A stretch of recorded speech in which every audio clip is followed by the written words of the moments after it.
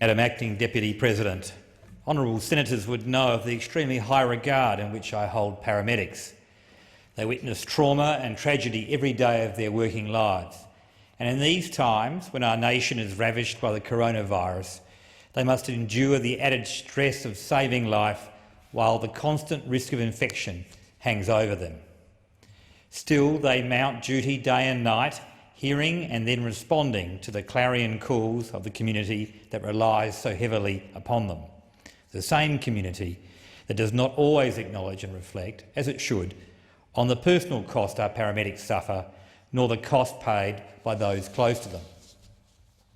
It is important that accounts of their lives become public record.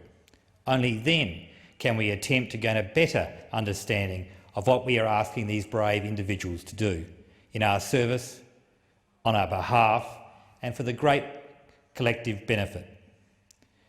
For when we are in need, we do not hesitate to call, and they do not hesitate to come to our aid.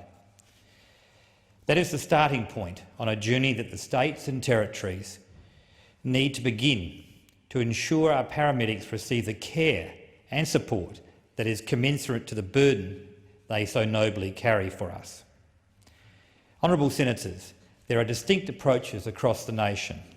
I suggest that in some jurisdictions a greater generosity of spirit might need to be found, and much more done to ease the pain of the men and women of our ambulance services endure as a consequence of their service. Madam Acting Deputy President, I have been contacted by the daughter of a South Australian paramedic who recounted to me the impressive record of the service of her father, Mr Paul Cottier. Paul has lived a life of service to others. He served in the Royal Australian Air Force in the 1980s as a medic, which included time in Butterworth in Malaysia. Subsequently, he became an ambulance officer with St John Ambulance. These were the days when the ambulance service was run by St John Ambulance with a mixture of full-time staff and volunteers. When the South Australian Ambulance Service was founded, he joined as one of its first cadre of paramedics.